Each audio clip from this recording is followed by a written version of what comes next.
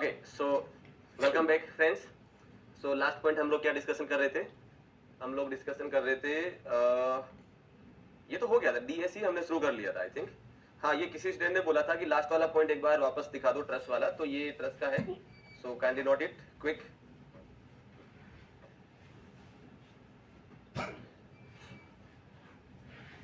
चलो, सो ये पार्ट हो गया। नाउ नेक्स्ट वन, ये हम जो बात कर रहे हैं वो क्या चीज है वो देख लेते हैं। यहाँ पे जो लिखा गया है दैट इज डीएसई जो होता है, ये जनरल इक्वेशन है, 2D और 3D के हिसाब से बात नहीं कर रहे हैं, it is the common equation. तो यहाँ पे हमारे पास में जो डीएसई होता है that is R E minus R, R equilibrium equation रहती है। अगर मैं 2D के लिए अगर लिखूंगा तो 2D के लिए जो डीएसई हो जाएगा वो हो जाएगा that is R E minus three, are E minus three minus three. मैं 3 ना लिख, इसको 3 नहीं लिखता हूं मैं, है ना। ऐसे करके लिख देता हूं मैं, in general, in general. In general का मतलब ये कॉमन बात में बात कर रहे हैं, बाकी कंडीशन लोडिंग के हिसाब से होगी, वो क्या होगी बात करेंगे अभी। तो -3 और ये हो जाएगा DSE is equal to R E minus 6। ये होगा 2D के लिए और ये हो जाएगा 3D स्ट्रक्चर के लिए। ये इन जनरल है। इन जनरल का मतलब कॉमन बात कर सकते हैं, तब ये है। अगर मैं लोडिंग चेंज कर दूंगा तो इक्विलिब्रियम इक्वेशन कितनी यूज होगी वो आगे हम बात करेंगे, ठीक है ना। चलिए लिखिए इसको।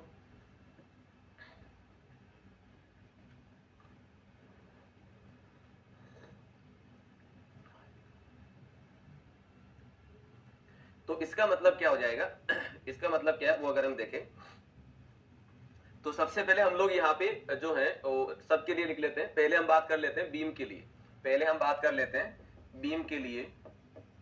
बीम के लिए अगर मैं डीएसई निकालना चाहता हूं तब क्या होगा? तो माय डियर फ्रेंड्स, यहाँ पे अगर हम देखें तो पहला एग्जांपल अगर बीम के लिए लिखूंगा तो वो इसमें भी यही रहेगा, R E minus R, R E minus R, ठीक है। तो एग्जांपल देख लेते हैं। सबसे पहले एग्जांपल ये, तो मैंने यहाँ पे इसके ऊपर लोड लगाया वर्टिकल, ध्यान से समझना। मैं यहाँ पे ले लेता हूँ, यहाँ पे मैंने इस बीम पे लोड लगाया हॉरिजॉन्टल, और यहाँ पे मैंने लोड लगा दिया, यहाँ पे मैंने लोड लगा दिया इंक्लाइन, या मैं इसका बोल देता हूँ, या मैं बोल देता हूँ कुछ इस तरीके से, दोनों में से कोई भी हो सकता है। कोई भी लोडिंग नहीं है तो जनरल लोडिंग मानेंगे, जनरल लोडिंग मानेंगे। और जनरल लोडिंग क्या होता है वो हम लोग देख चुके हैं। 3 एग्जाम्पल है हमारे पास, ये 3 एग्जाम्पल हो जाते हैं। इन तीनों को एक साथ समझते हैं ताकि कहानी एकदम क्लियर हो जाए। सबसे पहले हम क्या करते हैं दोस्तों, सबसे पहले हम लोग सपोर्ट रिएक्शन को शो करते हैं। आर ई क्या है? आर ई हमने क्या लिखा है? आर ई हमने लिखा है नंबर ऑफ अननोन रिएक्शन। अब अननोन रिएक्शन जो है, रिएक्शन कितनी आएगी वो डिपेंड करता है nature and direction of loading पे, डायरेक्शन ऑफ लोडिंग पे। तो अगर मैंने यहाँ पे लोड लगा रखा है वर्टिकल, अगर मैंने वर्टिकल लोड लगा रखा है तो मैं ये जानता हूं दोस्तों, इस वर्टिकल लोड की वजह से यहाँ पे रिएक्शन आ जाएगा आर ए, और यहाँ पे रिएक्शन आ जाएगा एम ए, यहाँ पे रिएक्शन आ जाएगा आर बी, और यहाँ पे रिएक्शन आ जाएगा एम ए। तो यहाँ पे आर ई का वैल्यू हो जाएगा 4। 4 कौन कौन से हो जाएंगे? R A and R B, M A and M B, 4 reaction हो गई। वहीं अगर मैं इसमें बात करता हूं तो मैंने लोड लगाया हॉरिजॉन्टल, हॉरिजॉन्टल लोड की वजह से यहाँ पे जो रिएक्शन आ जाएगी वो आ जाएगी एच ए, और यहाँ पे मैं डायरेक्शन नहीं ध्यान दे रहा अभी, मैं सीधा सीधा बना देता हूँ, ये हो जाएगा H B, this is the one, जबकि इसकी डायरेक्शन इधर होनी है, कॉमन हम लोग लिख लेते हैं। तो यहाँ पे मेरे पास में आर ई का वैल्यू हो जाएगा 2। 2 कौन कौन सा होगा? H A comma H B, H A comma H B. अगर मैं इंक्लाइन लोड या जनरल लोडिंग को लेके अगर बात करता हूं तो क्या होगा भाई? इंक्लाइन लोड और जनरल लोडिंग, जनरल का मतलब इंक्लाइन ही हो गया, तो इंक्लाइन लोड का पता नहीं है, लेकिन हम इसको क्या कर लेते हैं, वर्टिकल और हॉरिजॉन्टल कंपोनेंट में डिवाइड कर लेते हैं। तो पहले मैं इसको क्या कर लेता हूं, हॉरिजॉन्टल, ये दे रखा है P, इसका मैंने हॉरिजॉन्टल कंपोनेंट बनाया PH, इसकी वजह से रिएक्शन होगी यहाँ पे HA, और यहाँ पे रिएक्शन हो जाएगी HB, यहाँ पे रिएक्शन हो जाएगी HB। इसका मैंने वर्टिकल कंपोनेंट बनाया, इसका मैंने वर्टिकल कंपोनेंट बनाया, ये मैंने वर्टिकल PV का बनाया।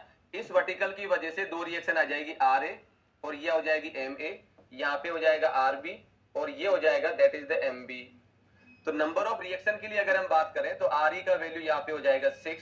कौन कौन सा? RA, RB, HA, HB, MA, MB। तो देयर आर 6 रिएक्शन।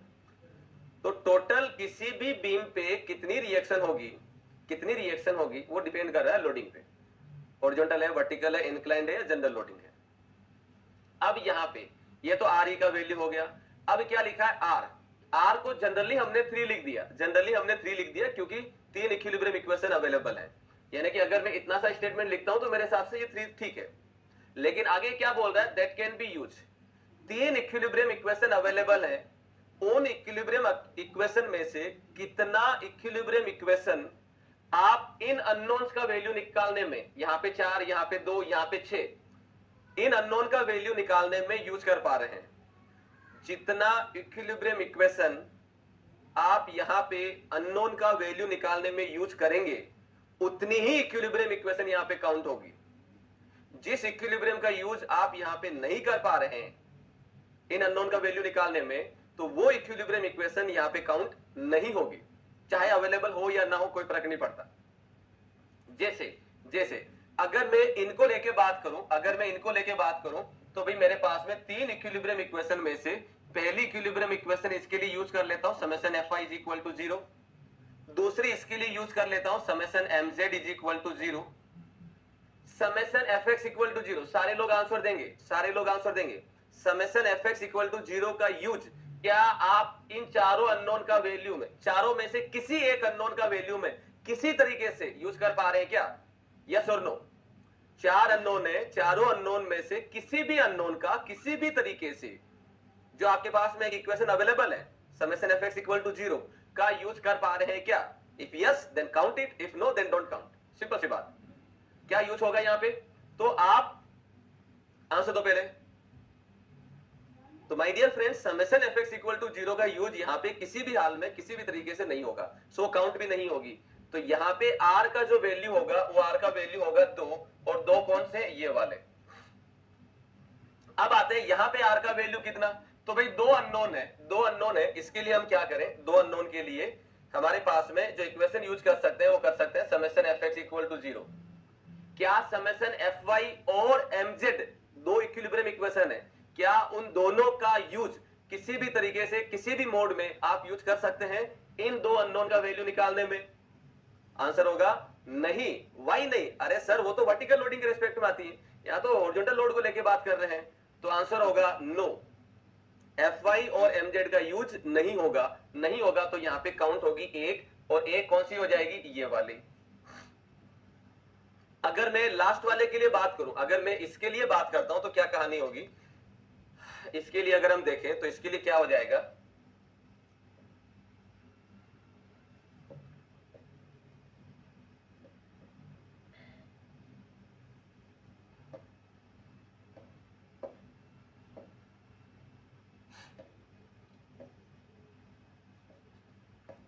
अगर मैं इसके लिए बात करता हूं तो क्या हो जाएगा? इसके लिए अगर हम देखें तो इसमें हमारे पास जो इक्वेशन यूज होगा इसके लिए हो जाएगा that is summation Fx equal to 0।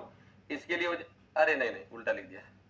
ये हो जाएगा summation Fy is equal to 0, ये हो जाएगा समेशन Fx इक्वल टू 0, और ये हो जाएगा समेशन Mz इक्वल टू 0। तीनों का यूज आप यहाँ पे कर पा रहे हैं। तो यहाँ पे r का वैल्यू हो जाएगा 3 एंड दीज आर द 3। सो चाहे जनरल लोडिंग हो चाहे इंक्लाइन लोडिंग हो, ये चीज आएगी। और इसके लिए अब अगर मैं इनके लिए DSI का वैल्यू अगर लिखूं तो क्या होगा? DSE का वैल्यू अगर हम लिखें तो यहाँ पे हो जाएगा DSE is equal to RE minus R, तो ये हो जाएगा 4 माइनस 2, तो DS is equal to DSE is equal to 2 degree से इनडिटरमिनेट। इस एग्जांपल को अगर आप देखें तो यहाँ पे हो जाएगा DSE is equal to 2 minus 1, तो DSE इज इक्वल टू 1। अगर आप इस एग्जांपल को देखते हैं तो ये हो जाएगा DSE is equal to 6 minus 3, तो ये हो जाएगा DSE is equal to 3। DSE is equal to 3। I hope it is clear to all. अब यहीं पे एक एग्जांपल और समझो, बाद में इसको जेरोक्स करो।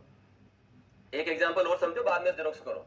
ये तो बड़े आसान थे कि हमें डायरेक्टली आइडिया लग रहा है कि कहां Fx यूज होगा, कहां Fy यूज होगा, कहां Mz यूज होगा, ये तो हम डायरेक्टली बता पा रहे हैं, है ना? लेकिन एक एग्जांपल ऐसा और समझिए। सपोज करिए यहाँ पे आपको बीम दे रखा है कुछ ऐसे, ये दे रखा है। नाउ माय डियर फ्रेंड्स, आपके पास में अगर मैं इस पे जो है जनरल लोडिंग लगा दूं, मान लो मैंने ये लोडिंग लगाया P, मान लीजिए मैंने P लोडिंग लगाया, इसकी वजह से क्या होगा? यहाँ पे हॉरिजॉन्टल रिएक्शन आ जाएगा PH, तो यहाँ पे रिएक्शन आ जाएगी this is the HA, right? इसकी वजह से वर्टिकल कंपोनेंट क्या हो जाएगा? दिस इज द PY, और PY की वजह से रिएक्शन आ जाएगा RA एंड आर बी। अगर आप ये ना करें, अगर आप ये ना करें तब भी हम क्या लिखते हैं, तब हमारे पास में हो जाएगा इस तरीके से, और यहाँ पे हो जाएगी रिएक्ट पी, इसकी वजह से रिएक्शन आ जाएगा आर ए, और रिएक्शन हो जाएगा आर बी। एच आएगा नहीं क्योंकि हॉरिजॉन्टल कंपोनेंट है नहीं, दोनों में है एक ही चीज। अब यहाँ पे मेरे पास में आर का वैल्यू, यहाँ पे मेरे पास में आर ई का वैल्यू कितना, 3। 3 कौन कौन से, एक हो जाएगा एच ए, एक हो जाएगा R A comma R B. यहाँ पे आर ई का वैल्यू देखता हूं तो 2, 2 कौन कौन से, ये हो जाएगा R A comma R B. 2 unknown आगे, आगे नहीं आगे, सिंपल। नाउ अब अगर आपको आर का वैल्यू लिखना है, आर का वैल्यू लिखना है, तो आर का वैल्यू क्या होगा, आर का वैल्यू कितना होगा, तो मैं इसका वैल्यू लिख देता हूं summation F X equal to 0, इसके लिए लिख देता हूं summation F Y is equal to 0। इसमें अगर मैं लिखता हूं तो इसमें क्या लिखूंगा, summation F Y is equal to 0, एक ही इक्वेशन, राइट। पॉइंट ये है कि आपके पास अभी भी इन दोनों सिचुएशन में अभी भी समेशन mz इक्वल टू 0 का इक्विलिब्रियम इक्वेशन अवेलेबल है। क्या आप उस इक्वेशन को यहाँ पे यूज कर सकते हैं अननोन का वैल्यू निकालने में? क्वेश्चन में क्या बोल रहा हूं, पॉइंट क्या बोल रहा हूं, ये बोल रहा हूं कि आपके पास में एक इक्वेशन अवेलेबल है समेशन mz इक्वल टू 0। क्या आप उस इक्वेशन का यूज किसी भी तरीके से यहां पे कर पा रहे हैं इन अननोन का वैल्यू निकालने में? तो काउंट करिए। तो मैं यहां पे समेशन mz इक्वल टू 0 का यूज कर पा रहा हूं, कैसे, ए पॉइंट के रेस्पेक्ट में अगर मैं मोमेंट करा दूं तो मेरे पास आर ए का वैल्यू मिल जाएगा, या इसके रेस्पेक्ट में मोमेंट करा दूं तो इसका वैल्यू मिल जाएगा, तो वो वैल्यू मैं इसमें पुट कर दूंगा तो मेरे पास आंसर आ जाएगा, सिंपल। इसमें भी मैं यहां पे क्या कर सकता हूं, mz इक्वल टू 0 का यूज कर सकता हूं, I can use it to determine the unknown value. तो यहां पे r का वैल्यू हो जाएगा 2 और यहां पे r का वैल्यू हो जाएगा 3। दैट्स वाई हम लोग यहां पे जो ds लिखते हैं वो क्या लिखेंगे, ये हो जाएगा ds is equal to 3 minus 3, तो ये हो जाएगा 0 डिटर्मिनेट, और ये हो जाएगा ds क्या हो जाएगा 2 माइनस 2, तो ds हो जाएगा 0। तो यहां पे इसको लिख देते हैं can be use to determine unknown.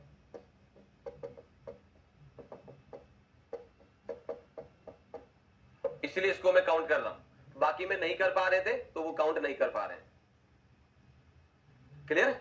सो ये आपके पास में बीम के लिए जो है वो एग्जांपल हो जाते हैं। तो कब कौन सा किस जगह कैसे यूज होता है ये आपको आइडिया होना चाहिए। तो इसीलिए मैं यहां पे जो लिखा हूं ना इन जनरल 3, तो ये हमेशा 3 होगा जरूरी नहीं है। Now it is clear to all, ये सबको क्लियर है, ठीक है।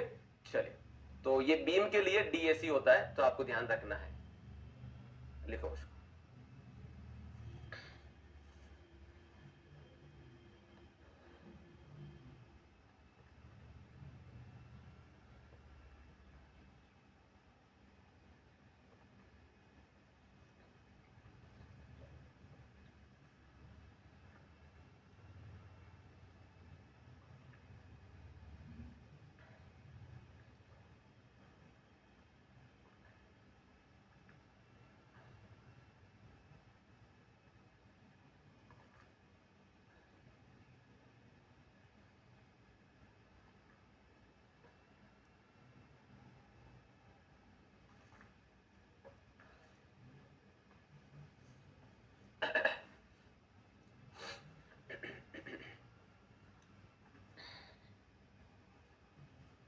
फोर वाले में 0, 5 वाले में 0।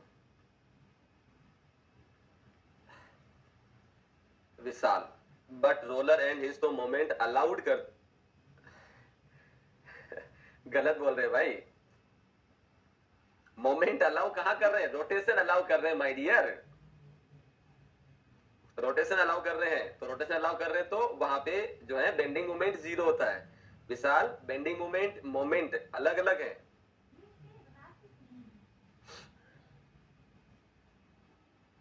रोलर और हिंज पे जो है वो रोटेशन अलाउ है।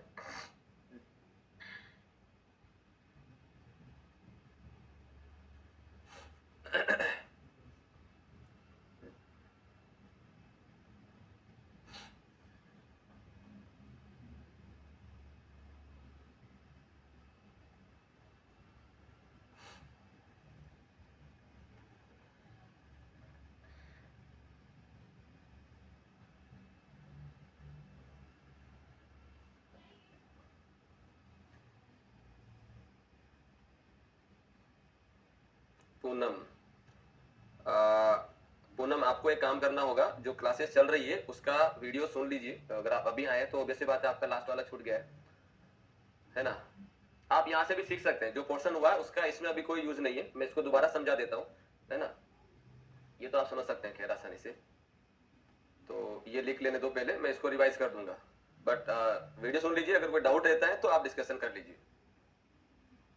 सर लास्ट 2 केस रिपीट करना फिर से। लास्ट 2 केस के अंदर क्या है भाई, देखो अगर मैं हाँ इसकी बात कर लेता हूँ, इसी में समझा देता हूँ। देखो दो अननोन है आर ए और आर बी, तो आर ए और आर बी के लिए summation F Y is equal to 0 क्या करेगा, वो बोलता है R A plus R B minus P is equal to 0। ये summation F Y equal to 0 से लिख दिया, ठीक है। और अब मेरे पास क्या हुआ कि ये जो दो अननोन थे इस इक्वेशन ने एक में कन्वर्ट कर दिया, एक अननोन में कन्वर्ट कर दिया, एक डिपेंडेंट अननोन बच गया और एक इंडिपेंडेंट। कैसे, क्या कहता है कि आर ए का वैल्यू अगर आप कहीं से निकाल पाए तो आरबी का वैल्यू इससे मिल जाएगा, या फिर आरबी का वैल्यू आप कहीं से निकाल पाते हैं तो आर ए यहां से मिल जाएगा, आर ए यहां से मिल जाएगा, ठीक है ना। तो ये दो अननोन नहीं है, अब एक अननोन रह गया, या तो आर ए या आरबी, दोनों में से किसी एक का वैल्यू आप कहीं से भी अगर निकाल लाते हैं तो इससे दूसरे का वैल्यू मिल जाएगा। तो summation F Y equal to 0 ने दो अननोन को एक इक्वेशन में कन्वर्ट कर दिया, या एक इक्वेशन में लिख दिया, तो एक डिपेंडेंट हो गया एक इंडिपेंडेंट हो गया, ठीक है।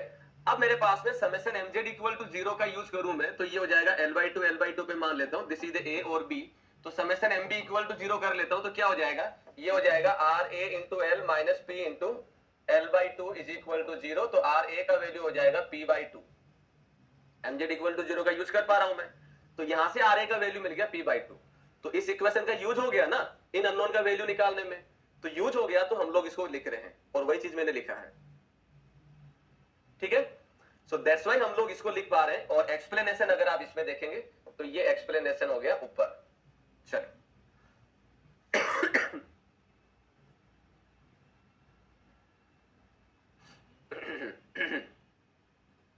विपिन, वो दोनों केस अबव दूसरे केस से कैसे डिफर कर रहे हैं, कौन से केस की बात कर रहे हैं।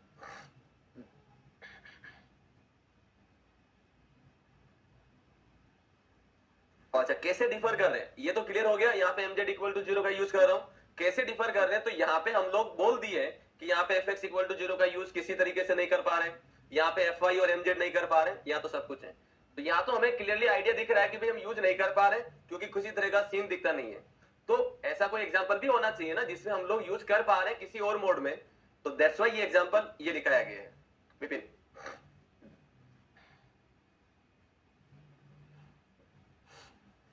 So this is all about the beam section. This is all about the beam section जिसके लिए आप रिएक्शंस का वैल्यू निकालते हैं। यूज करेंगे तो काउंट होगी, नहीं करेंगे तो काउंट नहीं होगी। संदीप, अब हमारे पास दूसरे जो स्ट्रक्चर आते हैं that is called truss and frame. पहला हो गया बीम को लेके, दूसरा हो जाएगा ट्रस एंड फ्रेम को लेके। नेक्स्ट जो एग्जांपल हो जाएंगे हमारे पास, ये हमने किसके लिए लिखा, ये हमने लिखा बीम के लिए, पहला हो गया बीम के लिए, दूसरा हम लोग लिख लेते हैं, दूसरा हमारे पास में हो जाएगा ट्रस और फ्रेम, ट्रस और फ्रेम के लिए। तो ट्रस और फ्रेम के लिए एक चीज आपको ध्यान रखना है, वो क्या कि ट्रस और फ्रेम पे आपको चाहे कैसा भी लोड दे रखा है, वर्टिकल हॉरिजॉन्टल या कुछ भी दे रखा है, आपको हमेशा जनरल लोडिंग मानना है। रिपीट कर देता हूं, ट्रस पे या फ्रेम पे आपको कैसा भी लोड दे रखा है, आपको हमेशा जो है वो कौन सा लोडिंग मानना है, जनरल लोडिंग मानना है, चाहे कैसा भी दे रखा है। और जनरल लोडिंग के रेस्पेक्ट में हम ये जानते हैं कि हमारे पास में मैक्सिमम रिएक्शन आ जाती है, किसी भी सपोर्ट पे मैक्सिमम रिएक्शन आ जाती है, ठीक है। तो ट्रस और फ्रेम के लिए आपको सबसे पहले क्या ध्यान रखना है, consider general loading, always consider general loading, always consider general loading. आपको क्या करना है, जनरल लोडिंग कंसीडर करना है, इसका मतलब मैक्सिमम सपोर्ट रिएक्शन आपको लेना है, ठीक है। तो इसमें तो कुछ आपको बताना नहीं है। ट्रस जो रहता है, यहाँ पे अगर एग्जांपल देखें तो एग्जांपल अगर मैं सीधा सीधा बता देता हूं, ये हो जाएगा कुछ ऐसे, ये हो जाएगा कुछ इस तरीके से, और ये हो जाएगा कुछ ऐसे। मैंने एक फ्रेम ले लिया जिसके अंदर मैंने कोशिश करी सारी चीजें आ जाए, ये गाइडेड रोलर है, ये गाइडेड रोलर है, और आपको निकालना है इसका डीएसई। डीएसई कितना होगा? तो चूंकि ये आपको फ्रेम स्ट्रक्चर दे रखा है, तो फ्रेम स्ट्रक्चर के लिए जनरल लोडिंग के रिस्पेक्ट में हम बात करेंगे। तो यहाँ पे रिएक्शन आएगा 1 2 3, यहाँ पे रिएक्शन आ जाएगा 1 और 2, यहाँ पे रिएक्शन आएगा 1, यहाँ पे रिएक्शन आ जाएगा 2। तो यहाँ पे 3 रिएक्शन, यहाँ पे 2, यहाँ पे 1 और यहाँ पे 2 रिएक्शन। 1 2 3 4 5 6 7 8। तो यहाँ पे आर ई का वैल्यू हो गया 8 और आर का वैल्यू हो जाएगा 3। जनरल लोडिंग है तो सारा इक्विलिब्रियम इक्वेशन यूज करेंगे। तो इसके अगर मैं लिखें तो ये क्या हो जाएगा, आर ई माइनस आर, यानी कि 8 माइनस 3, तो the DSE is equal to 5। DSE is equal to 5। So this is the DSE for all kind of the structure. Note करिए।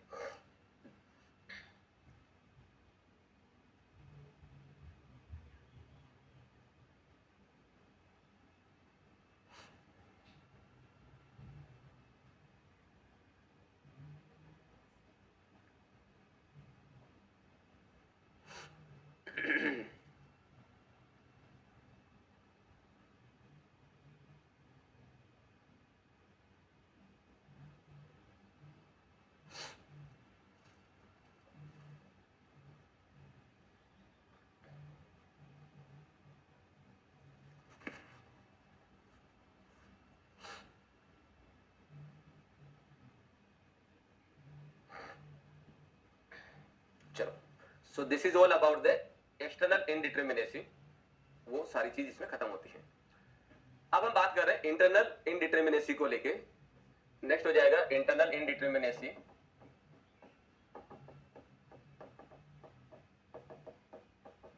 Internal indeterminacy, that is the DSI. जब मैं internal indeterminacy को बात करता हूं तो it is very obvious, we are focusing on the internal forces joint और member. या अगर हम बात करें तो हम लोग इंटरनल फोर्सेस को लेके हम बात करने वाले हैं। सपोर्ट पे क्या रिएक्शन आ रही है उसको लेके हम बात नहीं करने वाले। ठीक है, राइट। तो डीएसआई अगर हम निकालें तो पहला अगर हम देखें बीम के लिए, पहला अगर हम देखें बीम के लिए, इसमें तीनों के लिए अलग अलग लिखा जाएगा। बीम के लिए और ट्रस के लिए क्या रहता है, फ्रेम जनरली, मतलब फ्रेम के लिए भी हम लोग इसमें देखेंगे। तो क्या हो जाए, हाँ बीम के लिए, बीम का डीएसआई जनरली 0 रहता है। जनरली 0 क्यों? क्योंकि बीम के अंदर एक ही मेंबर है एक ही मेंबर है, और उस में जो भी फोर्सेस आते हैं, उसमें जो भी फोर्सेस आते हैं, कौन से, शियर फोर्स, बेंडिंग मोमेंट और एक्सियल फोर्स, इन सबका वैल्यू मैं बड़े आसानी से निकाल सकता हूं अगर मुझे सपोर्ट रिएक्शन पता है। तो जनरली हम लोग ये बोलते हैं कि हमारे पास डीएसआई जो है बीम का 0 रहता है। Because of that when we know the support reaction we can easily determine the values of shear force, bending moment and axial force. लेकिन अगर मैंने बीम में हिंजेस प्रोवाइड कर दिए तो फिर टोटल स्टैटिक इनडिटरमिनेसी, टोटल का मतलब डीएसई प्लस डीएसआई दोनों मिला के, टोटल स्टैटिक इनडिटरमिनेसी इज रिड्यूस अगर मैंने हिंजेस प्रोवाइड किए हैं तो। ठीक है, तो इसमें लिखिए, बीम के अंदर लिखिए, generally there is no internal indeterminacy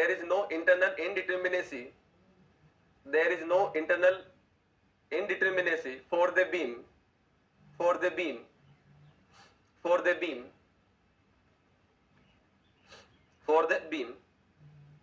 Next point,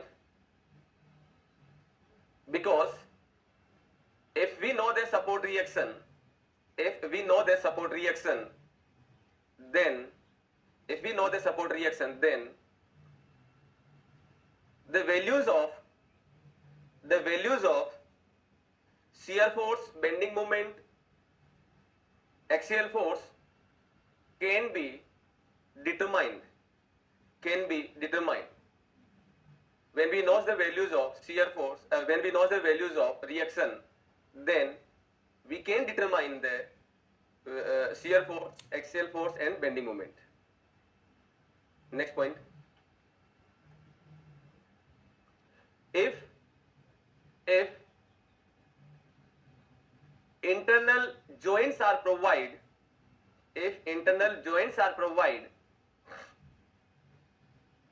in the member in the beam, if internal joints are provided in the beam, then total static indeterminacy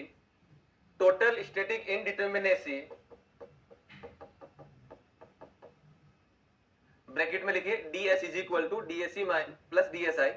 total static indeterminacy क्या हो जाएगा, ds is equal to DSC plus DSI। तो this is called total static indeterminacy, bracket बंद। Total static indeterminacy bracket में ये लिखना है, bracket बंद, will reduce if we provide the internal joint in the beam, then total static indeterminacy bracket में ये लिख के will reduce, क्या होगी, रिड्यूस हो जाएगी। कितना रिड्यूस होगा वो भी हम फ्रेम वाले में लिखेंगे, वही चीज यहां पे काउंट होगी, वो सेम चीज होगी। दूसरा आ जाता है ट्रस के लिए, तो ट्रस के लिए अगर मैं DSI देखता हूं तो DSI दिया जाता है M-2J-3 से, ये हो जाएगा 2D ट्रस के लिए। और 3D ट्रस के लिए अगर हम देखेंगे तो ये हो जाएगा दैट इज M-3J-6, ये हो जाएगा 3D ट्रस के लिए, 3D ट्रस के लिए। तो ये 2D के लिए ये हो जाएगा, दोनों के लिए ट्रस जुड़ जाएगा साथ में।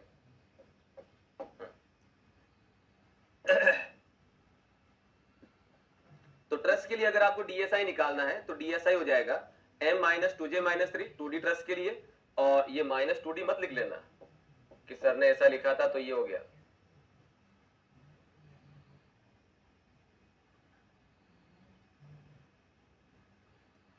तो DSI क्या हो जाएगा M-2J-3 2D ट्रस के लिए, और 3D के लिए हो जाएगा M-3J-6 3D ट्रस के लिए। लास्ट लाइन रिपीट करना, लास्ट लाइन में ये लिखा था हमने, if we provide the internal joints in the beam, then total static indeterminacy ds is equal to DSC plus DSI, bracket में लिखना, ये ब्रैकेट बंद, will reduce, total static indeterminacy क्या होगा, रिड्यूस हो जाएगा। तो वो बीम के लिए था। ट्रस के अंदर आपको इससे लिखना रहता है। नाउ अब यहां पे अगर हम आगे बात करें ट्रस के अंदर तो क्या होगा, अगर पहला अगर हम देखें, इफ DSI लेस देन 0 है, DSI लेस देन 0 कब होगा, जब m का वैल्यू लेस देन है 2J-3 से, राइट। इसका मतलब क्या हो गया, इसका मतलब हो गया कि m लेस देन है 2J-3 से, तभी ये लेस देन होगा। देन जो ट्रस हो जाएगा वो कहलाया जाएगा डेफिशिएंट ट्रस या अनस्टेबल ट्रस हम लोग बोल सकते हैं। अगर DSI का वैल्यू 0 है, if DSI is equal to 0, इसका मतलब हो जाएगा M is equal to 2J-3,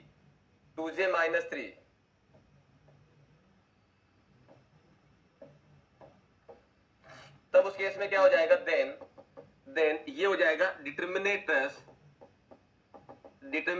और परफेक्ट ट्रस,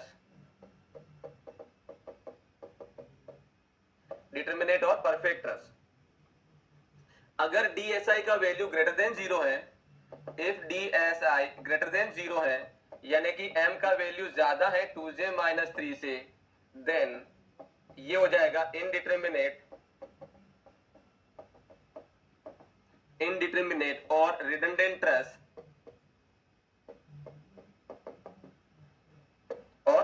ट्रस, तो ये कहलाया जाएगा इनडिटरमिनेट और रिडंडेंट ट्रस। तो जो आपने अनस्टेबिलिटी में, ट्रस की अनस्टेबिलिटी वाले पार्ट में जो देखे हैं, तो वही चीज यहां पे आपको करना रहता है। This is for the truss, लिखिए इसको।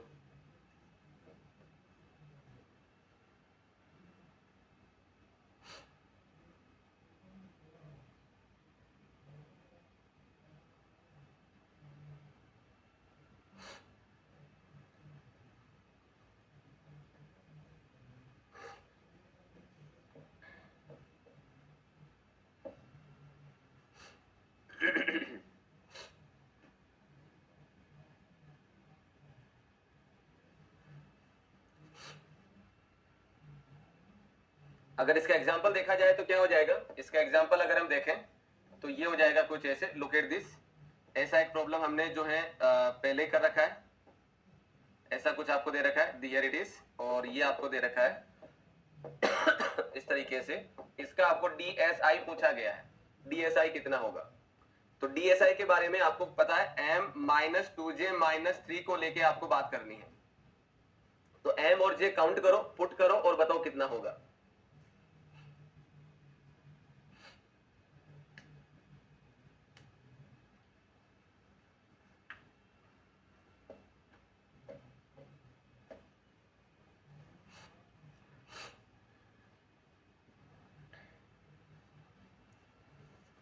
तो इसमें काउंट करेंगे तो क्या हो जाएगा, दिस इज द 1 2 3 4 5 6 7 8 9 10 11।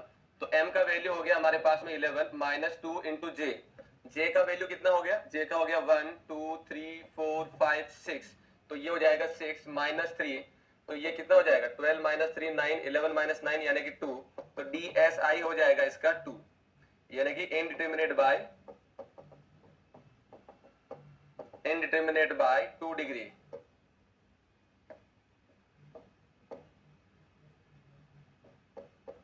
और डिग्री ऑफ रिडंडेंसी भी इसकी 2 हो जाएगा, और इसको ये भी लिख सकते हैं डिग्री ऑफ, नहीं हाँ लिख सकते हैं, तो ये हो जाएगा degree of redundancy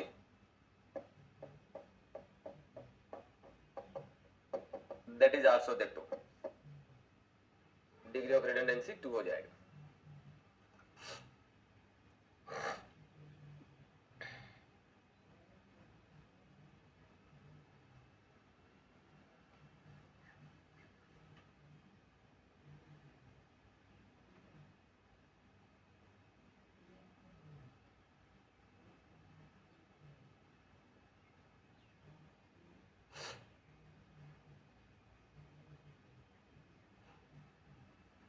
नूरसबा and Ravi, that's good, that's good. चलिए, तो ये आ जाता है हमारे पास किसके लिए, ये आ जाता है ट्रस्ट के लिए। DSI ऐसे निकालते हैं हम लोग इस तरीके से, 2D और 3D दोनों के लिए हम लोग इसमें देख चुके हैं। तीसरा आ जाएगा स्ट्रक्चर, तीसरा कौन सा हो जाएगा, तीसरा हो जाएगा फ्रेम के लिए, फ्रेम के लिए तीसरा आ जाएगा फ्रेम के लिए। तो फ्रेम की अगर हम बात करें दोस्तों, तो मैं यहाँ पे फ्रेम के लिए बता देता हूं। फ्रेम के अंदर ये रहता है कुछ ऐसे, पहले है ना फ्रेम का, हाँ लिख लेते हैं, नहीं लिख लेते हैं, पहले फ्रेम के बारे में थोड़ा सा आइडिया बोलना जानना जरूरी है। फ्रेम के लिए अगर हम देखें तो भाई फ्रेम जो है वो हो जाएगा ऐसा कुछ, इसको बोला जाता है single storey single bay, single storey single bay, single bay portal frame, single storey single bay portal frame. अगर मैंने ऐसा कुछ बना दिया, ऐसा कुछ बना दिया और इसके ऊपर ऐसा बना दिया, तो ये हो जाएगा, ये हो जाएगा सिंगल बे डबल स्टोरी। तो ये क्या हो जाएगा, सिंगल बे डबल स्टोरी, सिंगल बे डबल स्टोरी। और अगर मैंने ऐसा बना दिया तो ये क्या हो जाएगा, ये हो जाएगा दोस्तों, दिस इज द वन, ये हो जाएगा आपके पास में डबल बे सिंगल स्टोरी, डबल बे सिंगल स्टोरी। और अगर हमने ऐसा बना दिया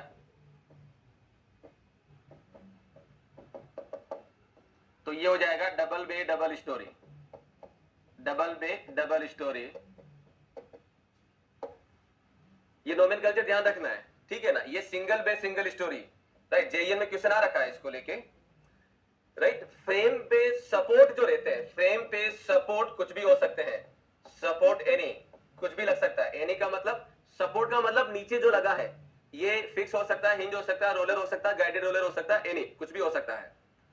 जॉइंट जो रहता है, जॉइंट जो रहता है वो रिजिड जॉइंट रहता है। जॉइंट क्या रहता है, रिजिड जॉइंट रहता है।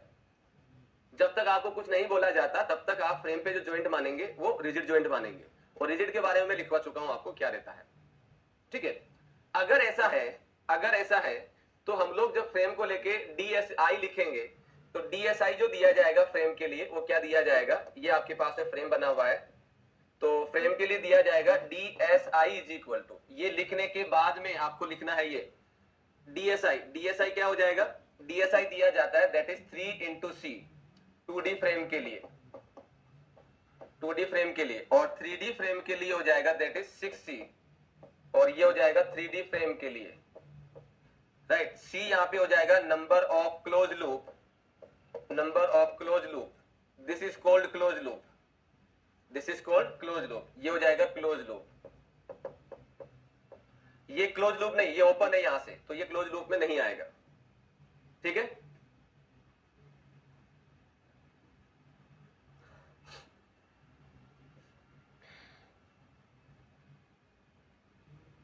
चलो तो पहले इसको लिखो, फिर आगे बात करते हैं। अपने घर की चौखट फ्रेम टाइप ही होती है ना? हाँ बिल्कुल, तो वो single base single storey portal frame बोल सकते हैं उसको।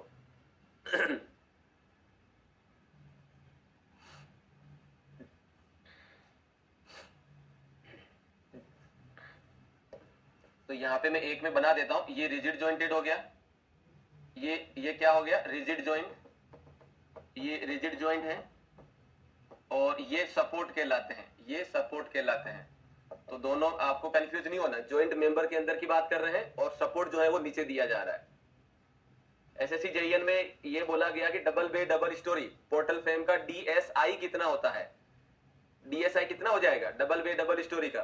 तो डबल बे डबल स्टोरी पोर्टल फ्रेम का हो जाएगा एक लूप और दूसरा लूप, दो लूप हो गए, दो, इसका मतलब 3 into 2 यानी कि 6 हो गया, तो डीएसआई 6 हो गया।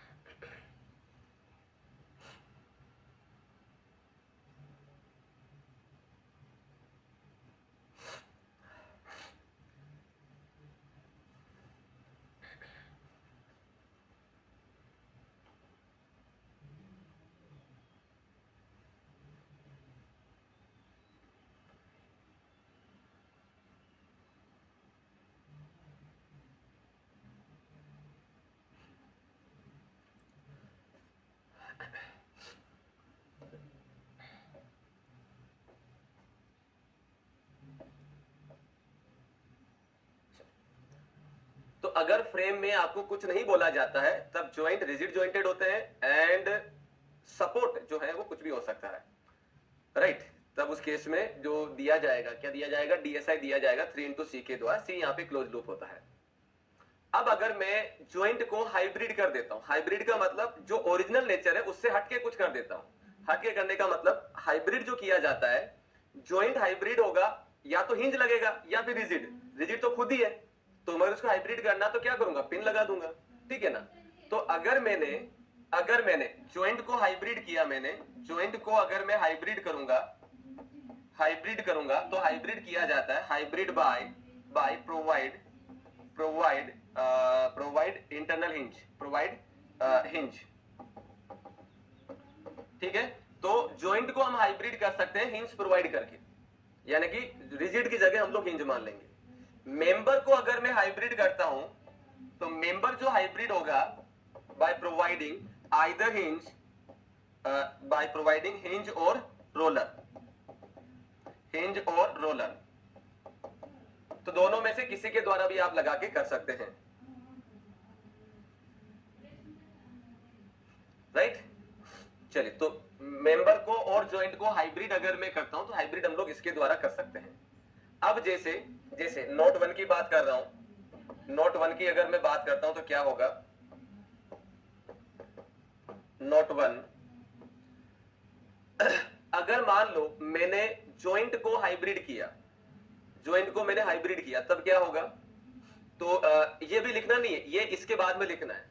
तो एक पॉइंट लिखो यहां पे नोट 1 में लिखो, इफ, नोट 1 में लिखिए, if some joint or members are hybrid, some joints or member are hybrid, some joints or member are hybrid, some joints or member are hybrid, then the DSI will decrease, the DSI will decrease।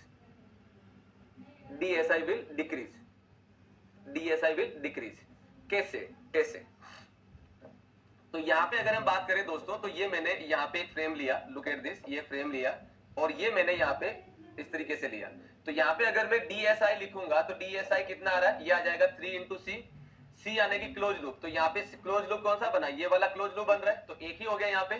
तो यहाँ पे सी का value कितना हो गया 1, तो DSI कितना हो जाएगा, DSI हो जाएगा 3 × 1 यानी कि 3, तो DSI का वैल्यू आ गया 3। ये जो वैल्यू आया है, ये जो वैल्यू आया है वो आया है रिजिड जॉइंटेड फ्रेम के लिए, ये ओरिजिनल नेचर है। तो अगर जैसे आपने हाइब्रिड सुनते हैं ना, हाइब्रिड बीज आते हैं या किसी मौसम में कुछ भी आ जाता है, तो हम लोग बोलते हैं कि यार ये हाइब्रिड जो है फ्रूट है या कुछ है। हाइब्रिड का मतलब सीधा फंडा है, ओरिजिनल नेचर से हटके कुछ कर देना अपने रिक्वायरमेंट के हिसाब से। पोर्टल फ्रेम का यानी कि फ्रेम का जो नेचर होता है रिजिड जॉइंटेड होता है। अगर मैं रिजिड जॉइंट के अलावा कोई सा भी जॉइंट दूंगा तो वो हाइब्रिड माना जाएगा, वो सीधा फ्रेम नहीं माना जाएगा। नदीम, ठीक है। तो यहाँ पे अगर मान लो, यहाँ पे अगर मान लो, क्या मान लेते हैं, देखो यहाँ पे अगर मैं मानता हूं, अगर मैंने यहाँ पे रिजिड मानना है, अगर मैंने इसको रिजिड माना है, तो रिजिड मानना है तो यहाँ पे मोमेंट नॉट इक्वल टू 0 होगा। मोमेंट का वैल्यू कुछ ना कुछ होगा, होगा नहीं होगा। लेकिन अगर मैंने इसको हाइब्रिड कर दिया, अगर मैंने हाइब्रिड कर दिया हिंज लगा के, तब उस केस में यहाँ पे मोमेंट इज इक्वल टू 0 बन जाएगा। मतलब अब यहाँ पे मोमेंट अननोन नहीं बचा है। पहले वाले में रिजिड के अंदर मोमेंट अननोन था, अब यहाँ पे मोमेंट अननोन नहीं है। अननोन नहीं है तो वैल्यू क्या हो गया, DSI कम हो गया। भाई हमारे पास जो अननोन फोर्सेस आते हैं, shear force, bending, shear force, axial force और बेंडिंग, एक्सियल फोर्स और बेंडिंग मोमेंट आते हैं। बेंडिंग मोमेंट को हिंज लगाते 0 कर दिया तो ये अननोन नहीं बचा, नहीं बचा तो DSI कम हो गया। ठीक है, तो दिस इज द वन। तो यहाँ पे कितना कम होगा, कितना कम होगा, तो वो दिया जाता है, वो दिया जाता है। कैसे दिया जाएगा, तो यहाँ पे अगर हम लिखें तो DSI जो दिया जाएगा वो हो जाएगा 3 × C - RR, 3 × C - RR if some joints are hybrid, joints are hybrid, joints are hybrid। अगर आप कुछ जॉइंट को हाइब्रिड कर देते हैं तब आपको जो है वो DSI जो है वो डिक्रीज हो जाएगा। कितना डिक्रीज होगा, तो वो RR से डिक्रीज होगा। RR का वैल्यू क्या है, RR होता है number of reaction, number of reaction release, number of reaction release, right, reaction release. तो ये दिया जाता है release at joint, eight joint. तो ये क्या दिया जाएगा, ये दिया जाता है that is summation m' -1, summation m' -1, ये हो जाएगा 2D के लिए, और RR is equal to 3D के लिए देखेंगे तो 3m' - 1 होगा, ये हो जाएगा 3D फ्रेम के लिए। What is the m', m' हो जाएगा number of member, member meeting at hybrid joint, meeting at hybrid, meeting at hybrid joint. कैसे, क्या मतलब रहा इसका, तो इसका मतलब ये रहा दोस्तों, अगर मेरे पास में ऐसा कोई स्ट्रक्चर है, लुक एट दिस, ऐसा ही बना लेते हैं, तो ऐसा ही, हाँ ऐसा ही बना लेते हैं। तो मैंने यहाँ पे बोल दिया कि भाई ये IH लगा हुआ, ये हाइब्रिड हो गया, बाकी जगह सब जगह रिजिड है। तो इसका अगर मैं DSI लिखूंगा तो DSI क्या हो जाएगा, DSI हो जाएगा 3 × C। क्वेश्चन में IH दे रखा है, इसका मतलब हिंज लगा रखा है, तो इसका मतलब हाइब्रिड हो गया। हाइब्रिड हो गया तो इसमें लिखा जाएगा -RR, -RR। तो यहाँ पे क्या हो जाएगा, that is DSI is equal to 3 × C का वैल्यू क्या बन जाना 1, तो C का वैल्यू बन गया 1 -RR। तो RR का वैल्यू हम लोग कैसे निकालेंगे, that is the summation m' - 1। इस हाइब्रिड जॉइंट पे कितने मेंबर मिल रहे हैं, 1 और 2, 2 मेंबर मिल रहे हैं, तो ये हो जाएगा दैट इज समेशन 2 - 1, तो ये हो जाएगा 1, तो RR का वैल्यू 1 हो गया। समझने के लिए मान लो मैंने यहाँ पे भी हाइब्रिड कर दिया होता, मान लेते मैंने यहाँ पे भी हाइब्रिड कर दिया होता, तब RR का वैल्यू कैसे निकालते, तब RR का वैल्यू निकलता, दिस इज द C और D, तब हम कैसे निकालते, ये हो जाता हमारे पास C के ऊपर, D पे क्या होता है, D पे अगर हम देखें 1 2 3 मेंबर मिल रहे हैं, तो 3 - 1, तो ये हो जाता दिस वन। तब उस केस में RR का वैल्यू कितना होता है, 1 और 2 3, तो यहाँ पे RR का वैल्यू हो जाता 3, राइट। इसी को कर लेते हैं, इसी को ही लिख लेते हैं हम लोग, तो ये हो जाएगा 8C और ये हो जाएगा 8D। तो RR का वैल्यू कितना बन गया, 3 बन गया, 2 और 1 3, तो ये 3 हो गया। तो यहाँ पे हम लोग क्या लिख देते हैं 3, तो DSI क्या बन गया यहाँ पे 0, इंटरनली डिटर्मिनेट। इस तरीके से हम लोग जो है वो निकालते हैं। और ये मैंने जो लिखा है वो मेंबर ज्वाइंट के लिए लिखा है, तो आपको ये ध्यान रखना है ज्वाइंट के लिए है। ओके, लिखिए इसको फटाफट। तो आपने स्टेटमेंट में क्या लिखा? स्टेटमेंट में हमने ये लिखा कि अगर कुछ ज्वाइंट और मेंबर अगर हाइब्रिड होते हैं तब डीएसआई, तब डीएस क्या हो जाएगा? डीएस जो है वो रिड्यूस हो जाएगा। तो उसके बाद में आप ये लिखो, उसके बाद में पहले ये लिखो कि ज्वाइंट हाइब्रिड होता है बाय प्रोवाइड हिंज करके, मेंबर हाइब्रिड होता है बाय प्रोवाइड हिंज और रोलर करके। तो ये वाला अभी मैंने बताया नहीं, अभी हमने ओनली इसको देखा है, ज्वाइंट को हाइब्रिड किया है, मेंबर को हाइब्रिड करके अभी बात करेंगे। लिखिए इसको और उसके बाद में सारा लिख डालिए जो भी लिखा गया। Nadeem, is it okay now बेटा? Suraj, due to internal hinge one equation extra मिल जाएगी। Yes sir, due to internal hinge one equation extra मिल जाएगी। नहीं, due to internal hinge, due to internal hinge मेरे पास उस हिंज के ऊपर जो इंटरनल फोर्स आ रहा था वो ऑटोमेटिक कम हो जाएगा। इक्वेशन एक्स्ट्रा नहीं, इंटरनल फोर्स ही कम हो जाएगा। विशाल, पता कैसे चलेगा सेक्शन 2D में है या 3D में है आरआर निकालने के लिए? ये क्वेश्चन में मेंशन रहेगा स्पेस स्ट्रक्चर है या प्लेन स्ट्रक्चर है, और कुछ भी मेंशन नहीं है तो प्लेन स्ट्रक्चर मानना है। विशाल,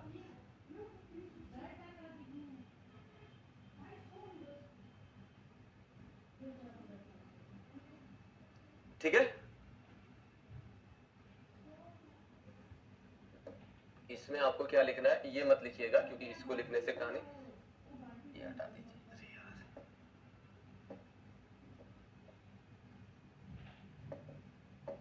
समझने के लिए था तो ये हो जाएगा कुछ ऐसे, इसका 3 रहता है, इसका 3 है, बाकी आरआर करने का मतलब ये है, और उसके नीचे का एग्जांपल हमने लिख रखा है।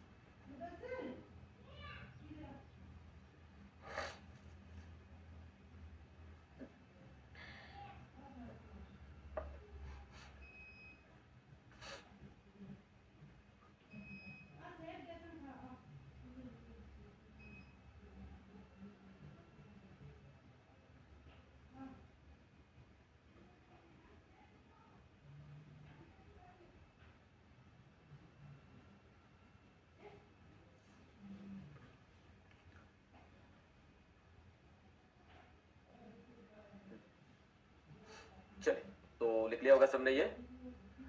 नाउ अब यहाँ पे अगर हम बात करें तो हमारे पास number of reaction release, number of reaction release, RR को हमने क्या बोला है? Number of note two, note two है ये, number of reaction, reaction release, release. अगर मैं ज्वाइंट की बात करता हूं, अगर मैं ज्वाइंट की बात करता हूं, अगर मैं ज्वाइंट की बात करूंगा तो ज्वाइंट पे क्या हो जाएगा? ज्वाइंट के ऊपर अगर मैं देखूंगा तो ज्वाइंट पे दिया जाएगा R R is equal to summation M dash minus 1 के द्वारा। अगर मैं मेंबर के लिए लिखूंगा तो मेंबर में अगर मैं लिखता हूं तो पहला हो जाएगा, फर्स्ट हो जाएगा एट, पहला हो जाएगा if internal hinge provide, if internal hinge, I H का मतलब इंटरनल हिंज प्रोवाइड। तो अगर आप इंटरनल हिंज प्रोवाइड करते हैं मेंबर में, अगर आप इंटरनल हिंज प्रोवाइड करते हैं, हिंज माने आपने यहाँ पे इंटरनल हिंज दे रखा है आई एच, तब इसमें वन रिएक्शन आर आर का वैल्यू हो जाएगा 1, that is bending moment release, release यानी कि B M is equal to 0, B M is equal to 0, that is B M is equal to 0। दूसरा हो जाएगा, अगर आपने दूसरा हो जाएगा that is if horizontal roller provide,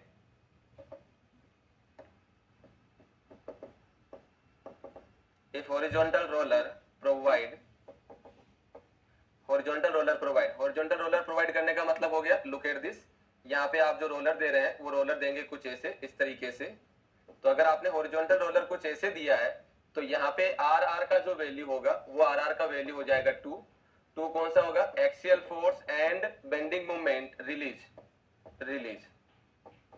ठीक है, ये हो जाएगा दूसरा। तीसरा हो जाएगा इफ वर्टिकल रोलर प्रोवाइड, अगर आप वर्टिकल रोलर प्रोवाइड करते हैं इस तरीके से, तब उस केस में जो आर आर का वैल्यू होगा, आर आर का वैल्यू हो जाएगा 1, यानी कि शियर फोर्स रिलीज।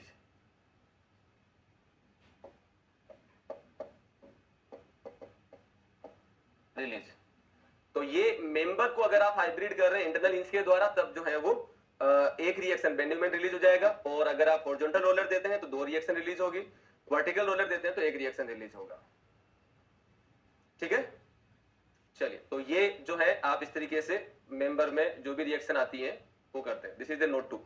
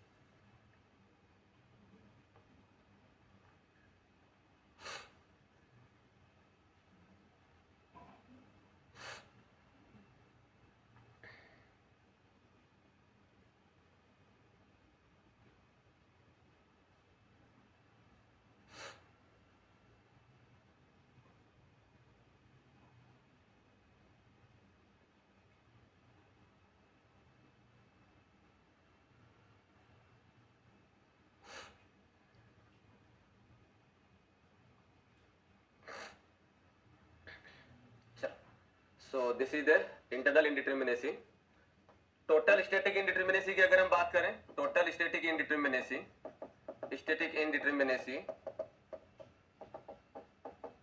ds जो दिया जाता है वो दिया जाएगा, दैट इज ds जो दिया जाता है वो दिया जाएगा dse प्लस dsi के द्वारा।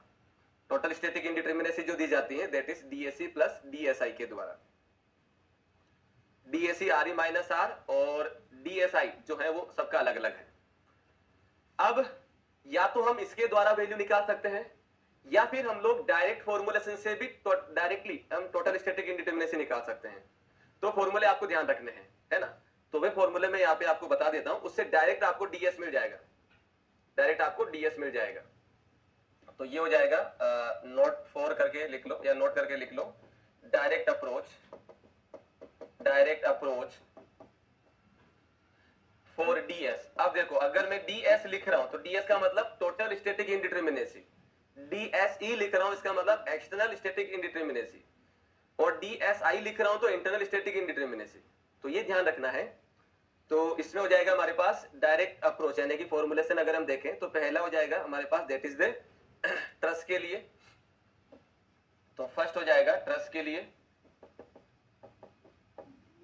तो ट्रस के लिए ds दिया जाएगा m minus 2j minus re, 2j minus re, m minus 2j minus re। और 3D ट्रस के लिए अगर हम देखेंगे ये हो जाएगा 2D ट्रस के लिए। 3D के लिए अगर हम देखेंगे तो ds हो जाएगा m minus 3j minus re, ये हो जाएगा 3D ट्रस के लिए। अच्छा, ट्रस तो लिख के रखा पहले, तो ये 2D के लिए हो गया, 3D के लिए हो गया।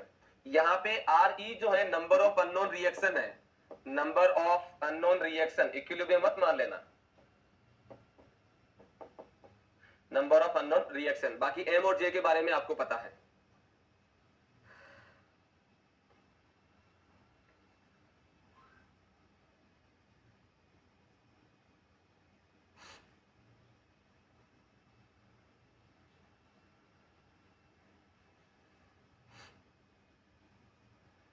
दूसरा हो जाएगा फ्रेम के लिए, दूसरा हो जाएगा फ्रेम के लिए, तो फ्रेम के लिए ds दिया जाएगा 3m plus R E minus 3j, ये हो जाएगा 2D फ्रेम के लिए। और नेक्स्ट हो जाएगा ds is equal to that is ये हो जाएगा 3m plus R E minus 3j। और 3D फ्रेम के लिए अगर हम देखेंगे तो 3D फ्रेम के लिए हो जाएगा 6m plus R E minus 6j, 6m plus R E minus 6j, ये हो जाएगा 3D फ्रेम के लिए।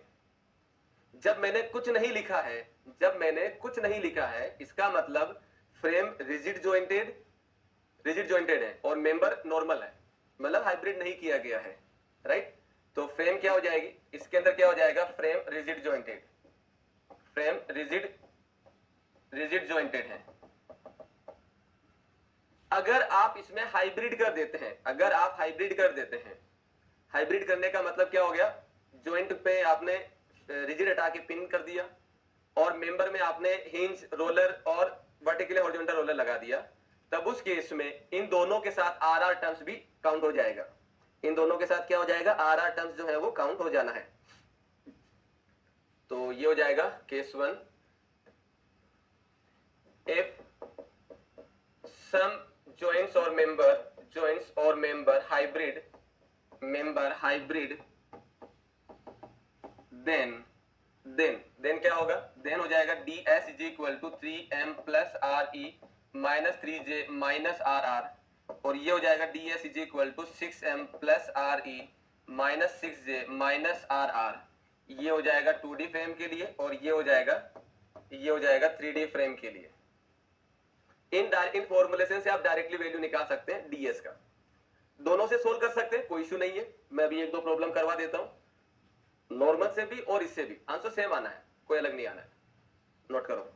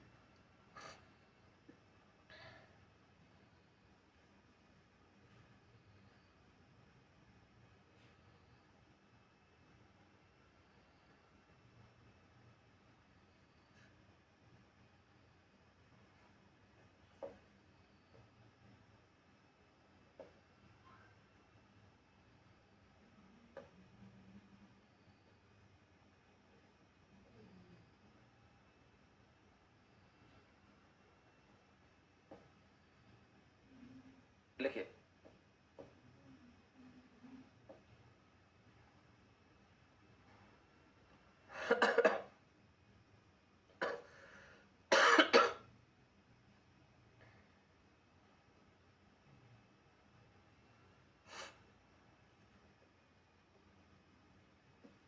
चलिए।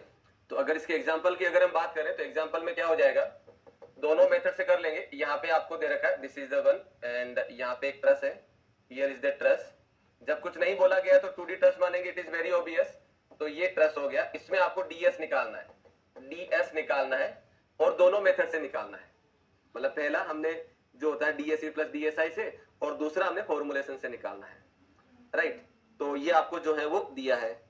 तो अगर मैं इसको सोल्व करता हूं, तो क्या होगा, सबसे पहले मैं DSE की बात कर लेता हूं, ये हो जाएगा RE माइनस R। RE कितना होगा, RE हो जाएगा दैट इज 1 2 3 4 5 एंड 6। तो RE का वैल्यू हो गया, 6, R का वैल्यू हो गया 3। तो यहाँ पे हम पुट कर देंगे तो क्या हो जाएगा 6 माइनस 3, तो DSE is equal to 3। DSI की अगर हम बात करें तो ये हो जाएगा m minus 2j minus 3। m count करें तो m हो जाएगा 1 2 3 4 5 6 एंड 7। तो ये हो जाएगा DSI is equal to 7 minus 2 into j, 1 2 3 4 5, तो 2 इंटू 5 माइनस 3, तो DSI का वैल्यू हो जाएगा 0। तो यहाँ पे ds जो आया है दैट इज 3 प्लस 0, तो ds का वैल्यू बन गया 0, ds का 0 का 3 सॉरी, तो ये हो जाएगा 3, ये हो जाएगा 3। अगर मैं फॉर्मुलेशन अप्रोच अप्लाई करूं, ये अप्रोच 1 हो गया। अगर मैं फॉर्मुलेशन से करता हूं तो फॉर्मुलेशन में क्या हो जाएगा, ds is equal to m minus 2j minus re, यही लिखा है। देखिए अगर मैं ट्रस्ट के लिए बात करता हूं m minus 2j minus re, trust के लिए है, 2D ट्रस्ट की बात कर रहे हैं। तो यहाँ पे अगर हम देखें तो क्या हो जाएगा, ds हो जाएगा दैट इज m का वैल्यू कितना है 7, अभी हमने निकाला हुआ है, माइनस 2 इंटू j कितना 5, वो भी निकाला हुआ है, minus re is the reaction, re का वैल्यू कितना 6, तो ये भी हो जाएगा 6। तो कितना हो गया ये माइनस माइनस प्लस 6 और 7 13 13 माइनस 10 3, तो ds का वैल्यू आ रहा है 3, सेम आंसर आ रहा है। कैसे भी निकाल सकते हैं आप।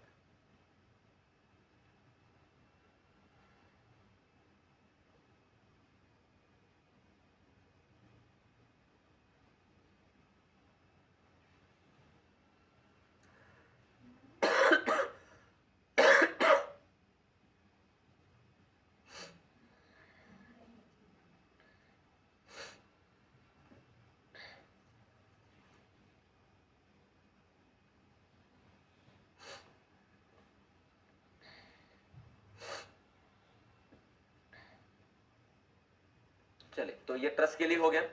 दूसरा अगर हम फ्रेम की बात करें, एक एग्जांपल फ्रेम का देख लेते हैं, एग्जांपल फ्रेम के लिए देख लेते हैं। तो फ्रेम के लिए मान लीजिए आपको जो फ्रेम दे रखा है वो दे रखा है कुछ इस तरीके से।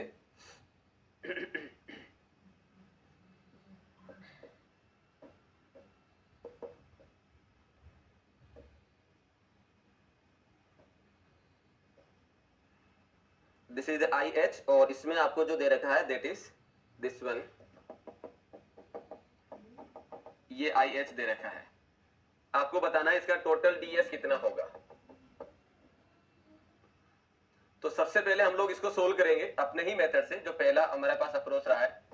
पहला अप्रोच क्या रहा है, ds is equal to dse plus dsi, तो dse दिया जाएगा re माइनस r, तो re का वैल्यू कितना, re का वैल्यू हो जाएगा 1 2 3 4 5 6 7 8 9 10 11 12, तो re का वैल्यू हो जाएगा 12 एंड r का वैल्यू हो जाएगा 3। तो यहाँ पे dse जो लिखा जाएगा वो हो जाएगा 12 minus 3, so the dse is equal to 9। ठीक है, सो ये हो जाएगा ds, ये dse हो गया। dsi जो दिया जाएगा वो होगा 3 इंटू सी, ये तो कॉमन है।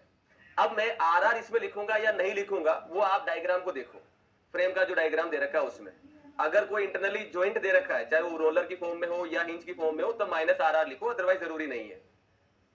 क्योंकि मुझे यहाँ पे दे रखा है हिंज दे रखा, तो माइनस RR का टर्म्स में आ जाएगा, तो ये लिखा जाएगा DSI is equal to 3 into close loop 1 only, C का वैल्यू 1 और RR का वैल्यू भी 1, हिंज लगा मेंबर के अंदर तो मेंबर के लिए 1 हो जाएगा, तो 1 माइनस 1, तो ये हो जाएगा DSI is equal to 2, DSI का वैल्यू कितना हो गया 2 हो गया, तो टोटल DS हो जाएगा 9 प्लस 1, 9 ही आ रहा है ना ये, तो D नहीं प्लस 1 कैसे 2 है, तो ये हो जाएगा 2, तो DS हो जाएगा टोटल 11,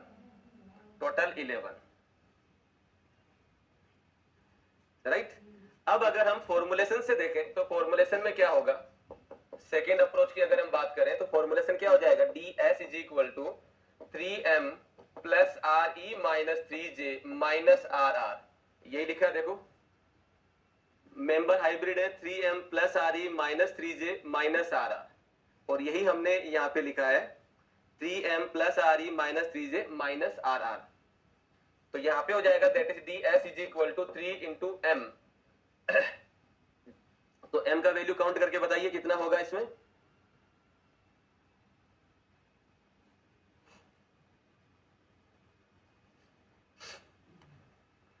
तो काउंट कर लेते हैं इसके अंदर m कितने हो जाएंगे, m हो जाएगा 1 2 3 4 5 6 7 8 9 10 11 12, टोटल जो मेंबर हो जाएंगे वो हो जाएंगे 12, प्लस आर ई का वैल्यू कितना है 12, तो ये हो जाएगा 12 माइनस 3 इंटू जे का वैल्यू कितना, नंबर ऑफ ज्वाइंट काउंट करके बताओ कितना आ रहा है इसके अंदर। तो नंबर ऑफ ज्वाइंट की अगर मैं बात करता हूं तो नंबर ऑफ ज्वाइंट हो जाएंगे मेरे पास कितने होंगे, 1 2 3 4 5 6 7 8 9 10 11 और 12, तो जे का वैल्यू हो जाएगा 12। यहाँ पे m का वैल्यू 12 है और j का वैल्यू भी 12 है, माइनस आर का वैल्यू कितना है 12, बहुत सारे 12 12 इकट्ठे हो गए, सोल्व करो कितना आ रहा है।